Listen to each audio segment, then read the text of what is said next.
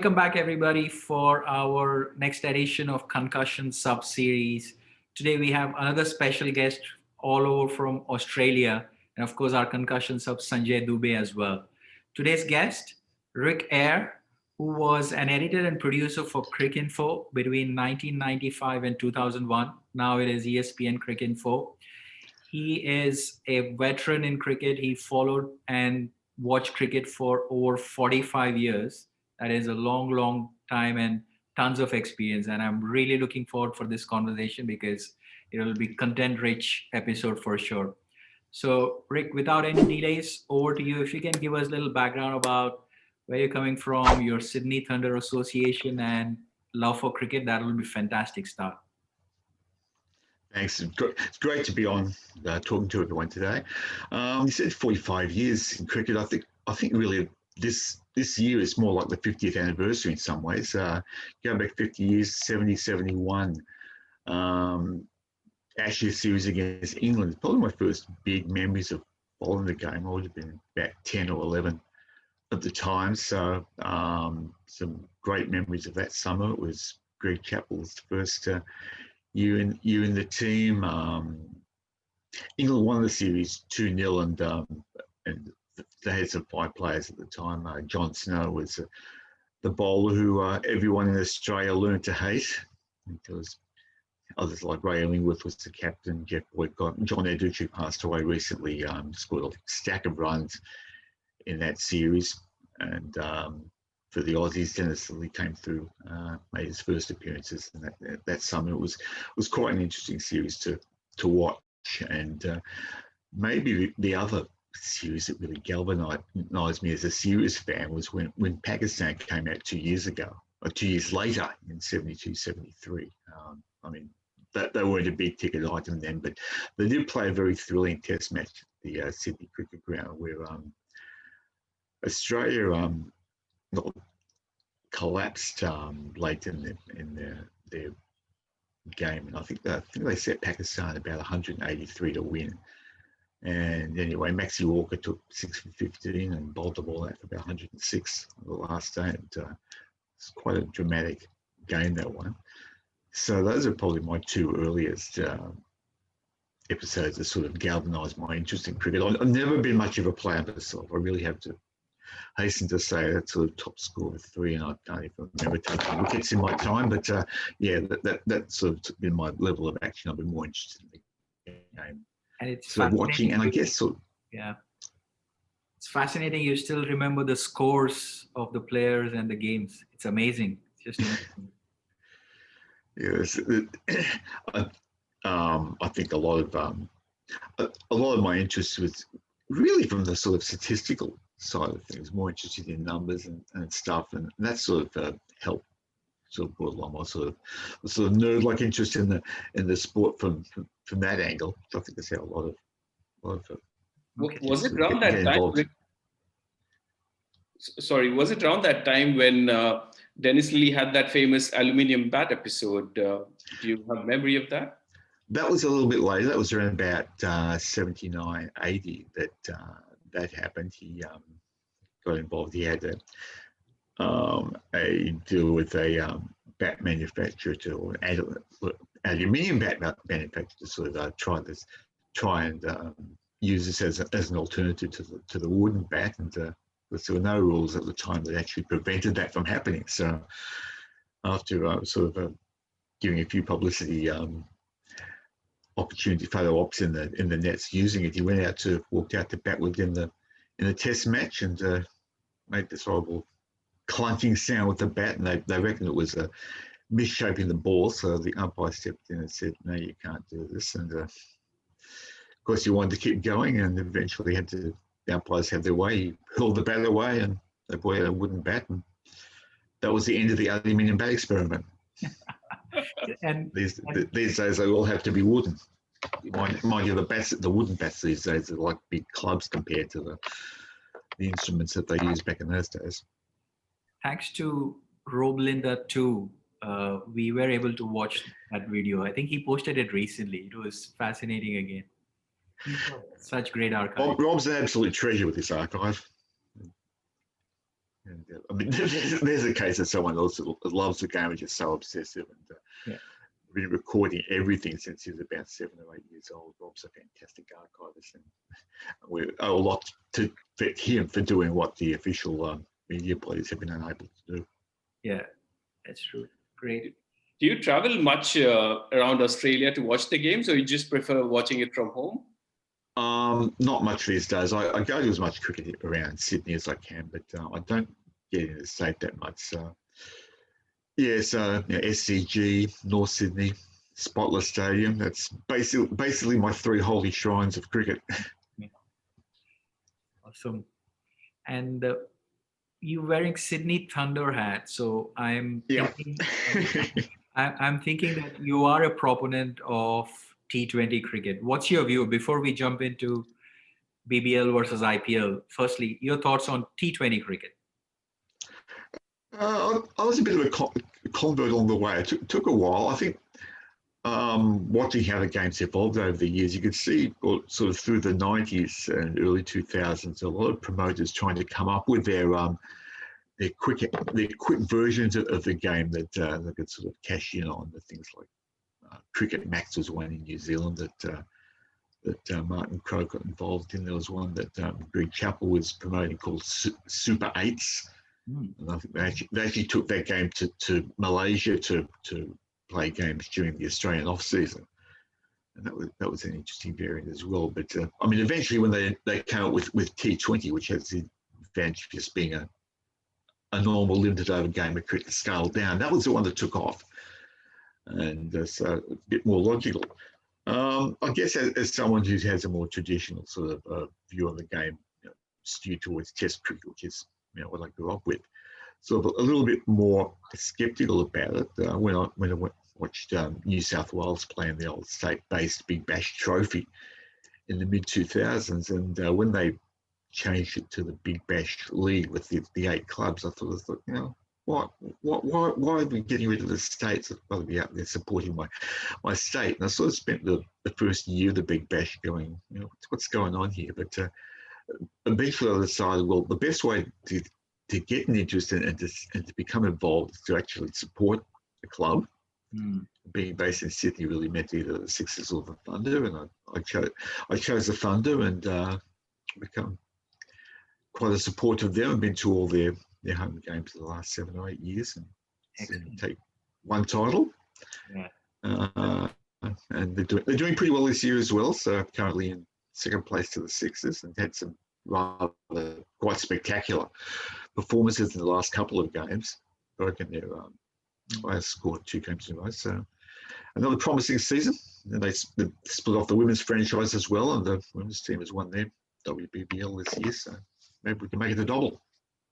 So similar to what you mentioned about the transition from the state teams to franchise or sort of the city-based teams, we have something similar happening in UK, England rather, where you have all these n number of counties having different North Zone versus South Zone, and now they're trying to come up with the 100.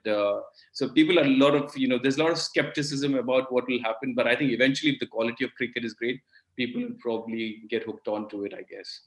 Yeah, it's an odd situation in England because I think for one, they're not actually getting rid of the T20 blast, and secondly, it has actually been quite a success in terms of crowds. I mean, you get Friday nights, you have 6 or 7 games on at the same time in England, and they pack them all out. So I think the skepticism over the 100 was sort of along the lines of if it ain't broke, don't fix it. But we'll have to see what happens there. It's been a little bit controversial, but it's going to go ahead, so we'll see how that rolls out. So did you mention Friday night 6 or 7 games? That's in a day, 6 or 7 games in England? So yeah, I think what Rick mentioned, absolutely right. So there are Thursdays and Friday nights; those are very popular, especially in London. You could have multiple games happening. So like we last year went to Lords for one of these Surrey games and Middlesex games. Then there's something else happening near Chelmsford, something else happening in north of England. So there are a lot of games happening together because the sheer number of teams. A lot of these teams do not get coverage, like all BBL matches would be live or all IPL matches would be live. A lot of these matches don't get covered at all sometimes. Yeah, that's the thing with the Blast. It's not a television event. It's only more we're getting the fans out there. So there's multiple games on at a time, and so they don't have sort of like the squeeze in scheduling that you have with the IPL and BBL and other tournaments where you're playing each game sort of separately. Okay, and have you, with the time zone allowing you, do you follow IPL as well, Rick?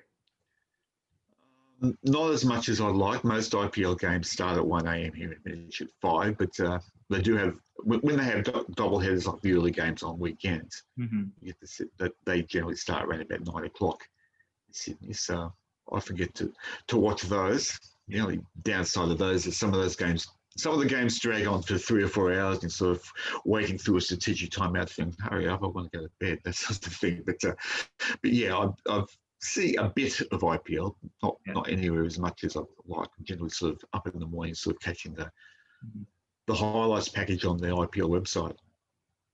Thoughts on BBL versus IPL? What are the reactions, the thoughts? Well, IPL really it's destined. It should be the number one tournament because there's so much resources and impact, and they have pretty much a time zone of account to themselves. So if the IPL wasn't the leading T20 tournament in the world, then you'd have to ask questions of what people are doing wrong. The BBL sort of in a state of flux. I think a few years ago, I think it was a little bit more, had a bit more pizzazz and was more popular. And then they decided, but they made the decision to make it a full double home and away competition, 56 games. The problem we have, though, is that the BBL, there's no sort of separate time in the Australian cricket season where you can sort of give it its own space like you do in the Indian season.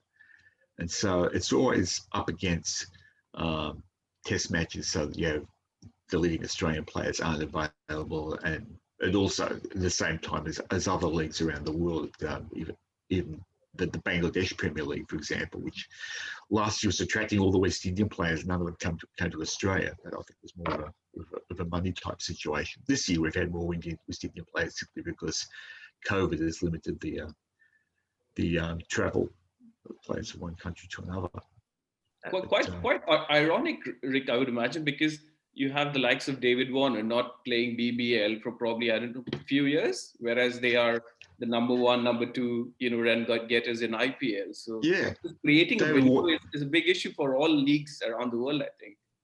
Yeah, Warner's an interesting case. He's played precisely 3 games of BBL. He played 1 game for the Thunder one season. He played 1 game for the Sixers the next season, came back and played 1 game for the Thunder the following season. We haven't seen him in BBL for about 6 or 7 years. And I think Steve Smith played his first game of BBL last summer, and he's chosen to opt out this year. So yeah, we're not seeing the players at that level. It is a very difficult thing to sort of slot one alongside the other. And they are trying to sort of change the calendar. So you have tests at one half the year in BBL, but when you're touring other countries and everything else, it makes it very hard to sort of fit everything in. The good thing, though, is that we do have a lot of good local players that are coming through as well. And even if the names aren't familiar to people, to get the ones coming out of the blue, Oliver Davies for the Thunder, if you saw him the last few matches, been quite a revelation as a huge 6-hitter, really. Is he a bowler or a batsman? Apologies, I should know, but... Oh, sorry. Ollie Davies is his batter. That's about number 3 or 4. He has a couple of years ago in an under-19 game, he hit 6 sixes in an over in a state game and 17 sixes at the match. That video's on the Cricket Australia website somewhere. He has a big reputation in under-19s as a 6-hitter, and the last 2 matches the Thunder have played, I think, on the game on Boxing Day, he hit 5 sixes in a row across 2 overs.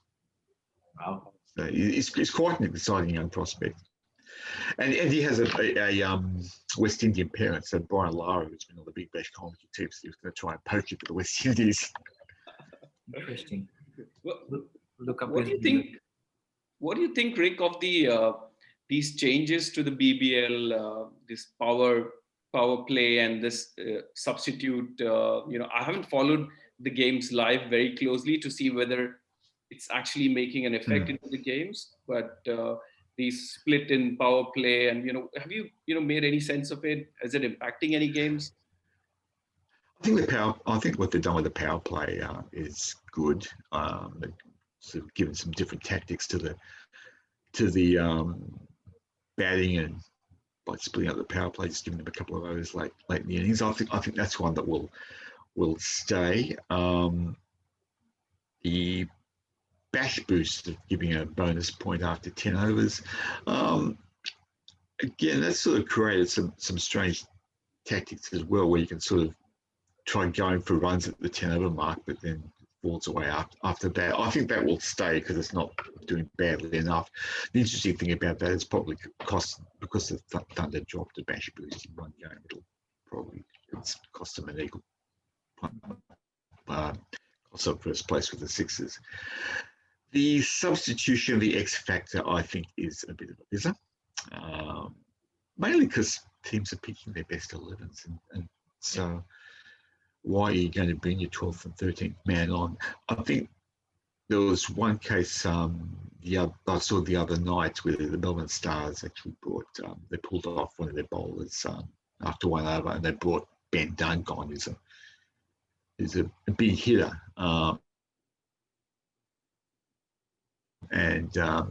As it turned out, they were chasing 220 to win, so they really needed as much batting firepower as they could get. In the end, they fell short by a wide margin, but that was an interesting tactic to play. But few teams have used it, and I don't think it's something that I don't think will be back next year. Probably not. A nice try.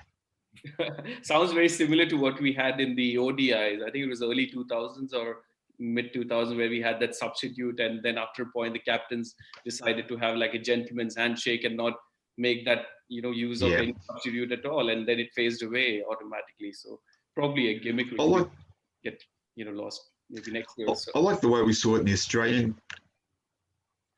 I like the way we saw it in the Australian Comp in the Mercantile Mutual Cup in the late 90s, where you actually could replace one of your players at the change of innings. So you more or less had like one bowler you could replace with a designated hitter.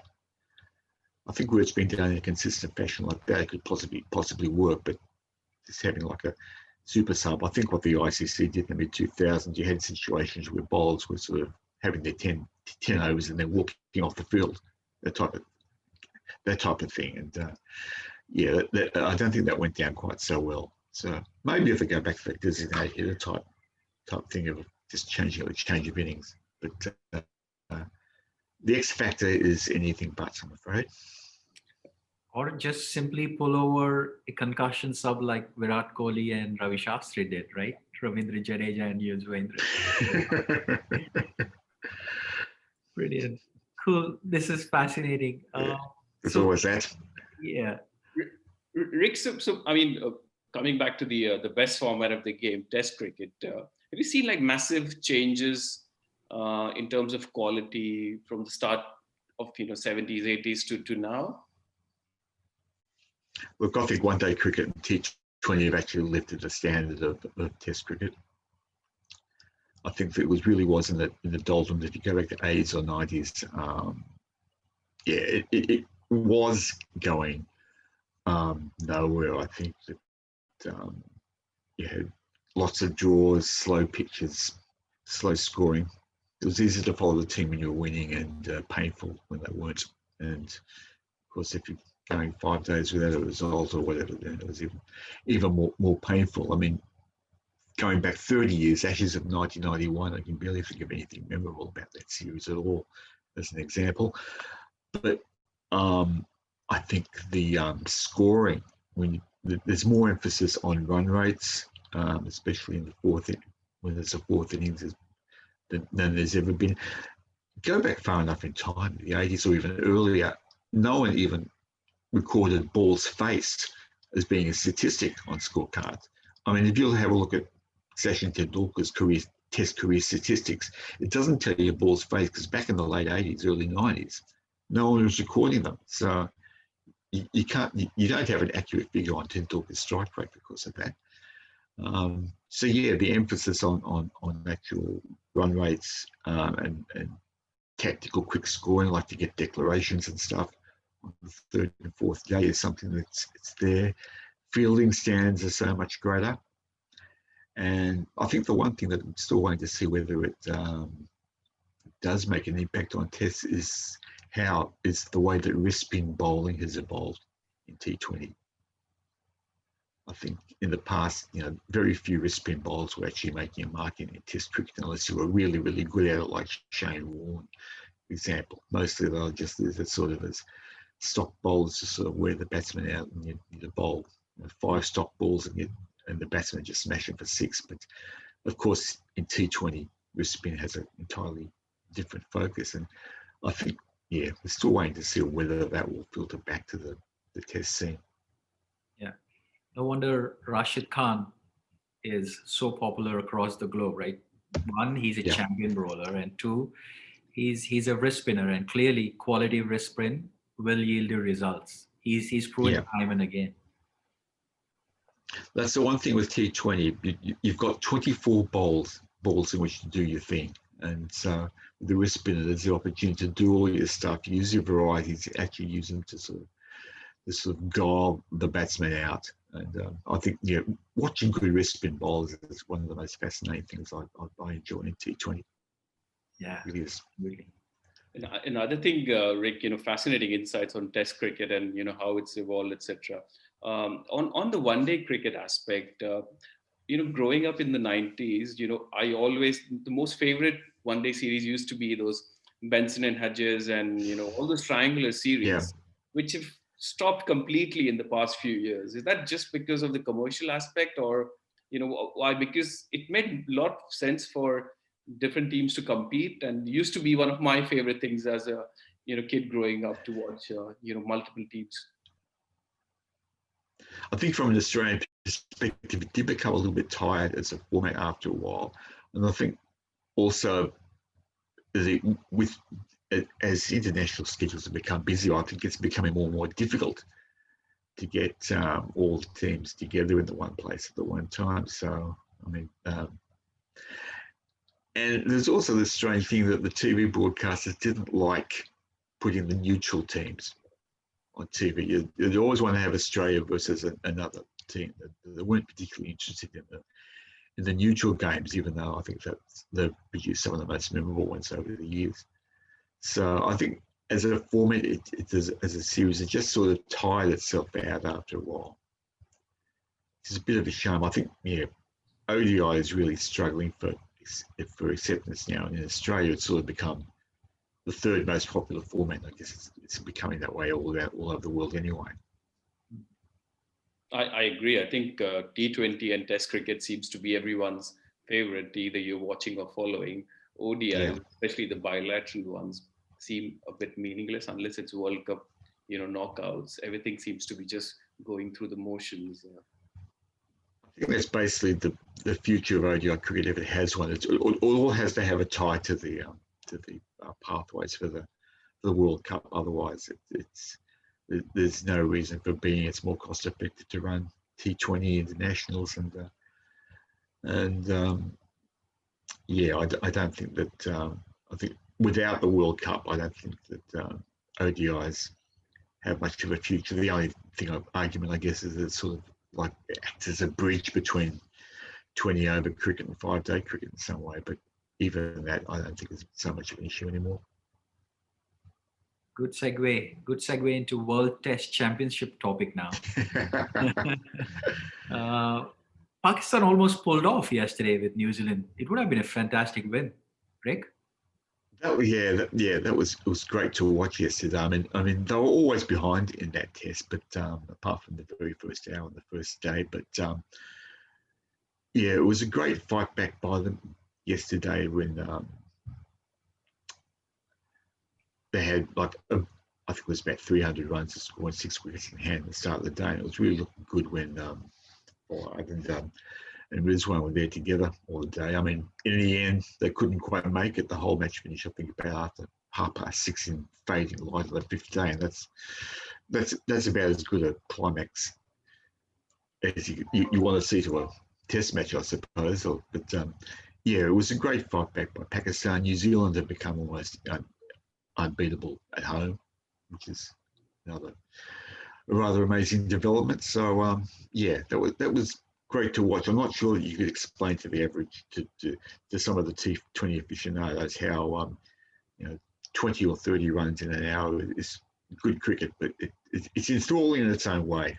It means that we can have, it means actually that we can have 2 different types of audiences if you want. And maybe that's a way of expanding the game even further, that it's not just there for one type of audience. If we like it all, then that's a bonus. That's great. Yeah. Also difficult for people to explain to non-cricket, fans how you can play for 5 days and not have a result. It's something, a lot of people get fascinated by such a long game and not a result, which could be fascinating to watch. Yeah, well, I always argue back about the 0-0 draw in soccer. Great stuff. That's great. Yeah. And then you mentioned Kiwis becoming unbeatable. Yesterday, watching the last wicket, the way they celebrated actually showed quite a lot of character, that what it meant to them. I think they really want to push forward and play either Australia or India in June for the finals. I would think between 3 teams, it'll boil down to, isn't it, Rick? Or what's your prediction? Yeah. They're the only 3 teams really left in it now. Okay. So a lot's going to hinge on these last 2 tests between Australia and India. Yeah, either I wish that India can win the series, or I'm hoping Pakistan can draw it and then we beat England 4-0 or something. But obviously the COVID situation has sort of made it tricky for the whole World Test Championship, because it's the rules have changed in terms of who will qualify. India were favourites to qualify, but because of the number of matches being missed out, percentages come into play, which is better than nothing. So. Yeah, I was hoping they would have pushed the final out in 2022, but I think the thing is that they want to hold another. They sort of contracted to hold another Test Championship in 2022 and 2023, so they've got to fit it. They still have to fit everything in. So it was either this or what else they would have done. It's a bit of an awkward compromise, and it hasn't done much for some of the lower ranked teams, but at least it still maintains some interest up there at the top level. Years ago, and Suman, you would remember, and probably Rick, you would remember as well. Years ago, we had this Asian Test Championship. Yeah. Do you think something like that, should be doable? Why not have multiple teams play Test matches all at the same time, and get it done in 4 weeks, maybe top 4 or 5 teams?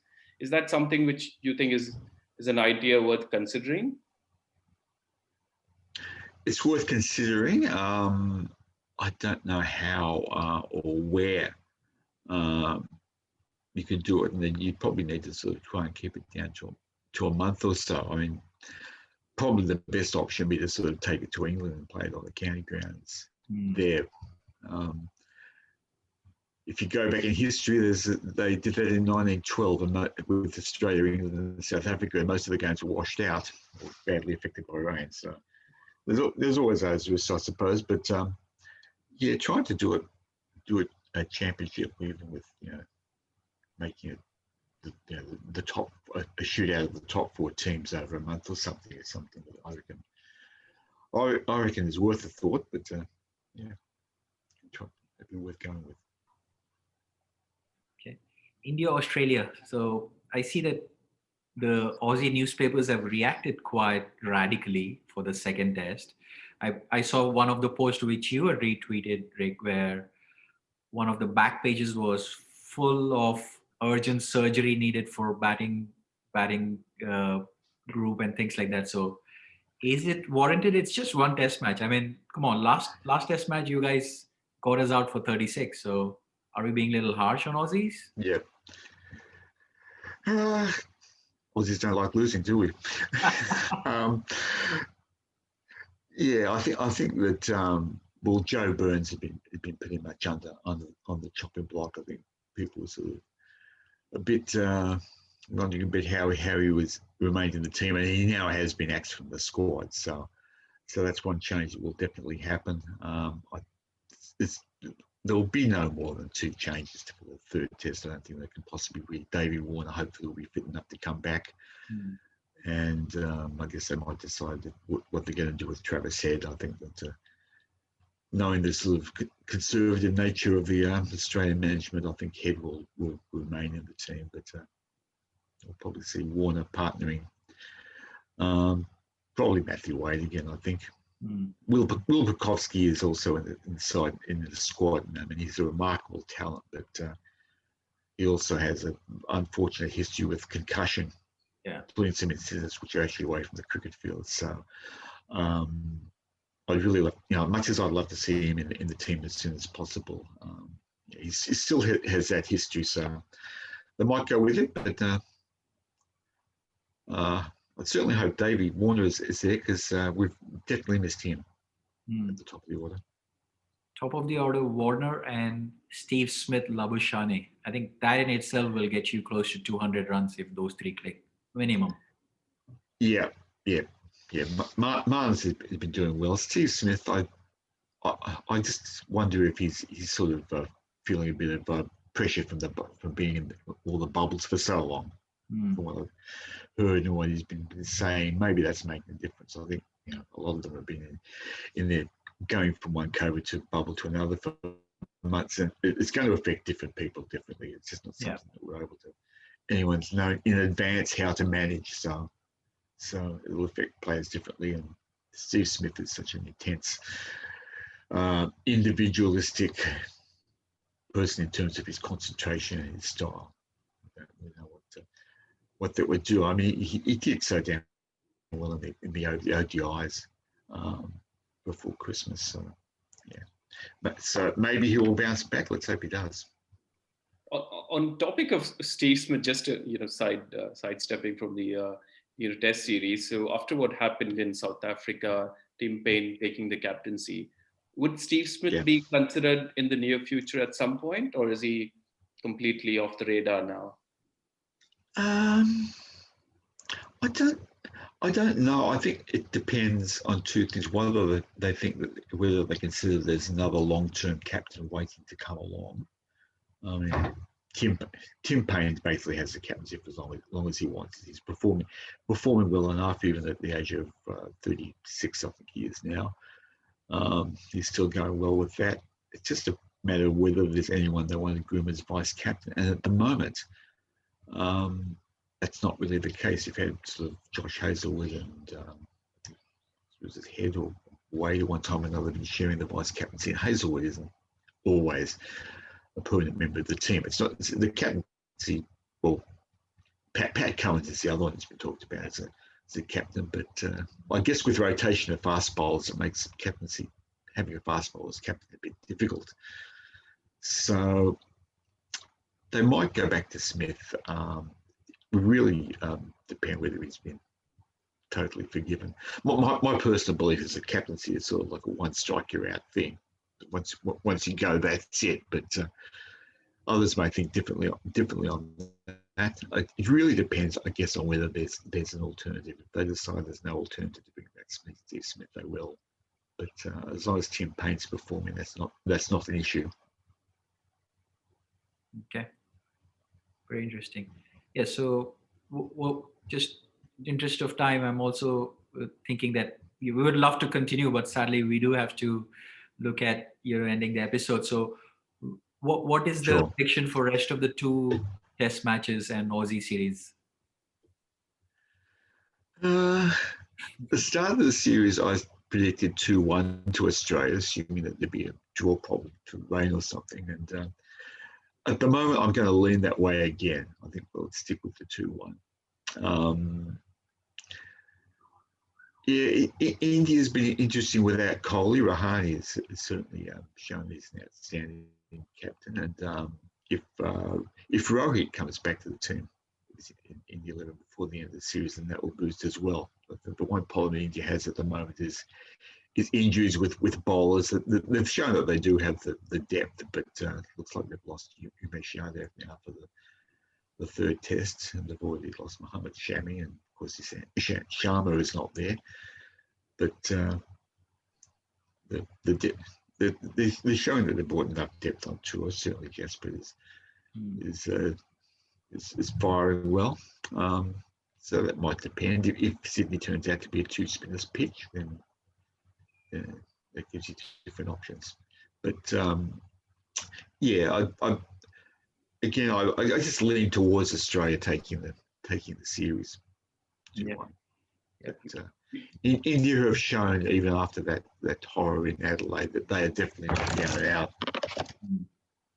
Yeah, and my personal opinion is I think Sydney, India will win, but Perth I'm very anxious about, because one, it's a bouncy pitch, and Hazelwood, Cummins, Stark in their prime on that pitch can be massacre, but time will tell. Brisbane.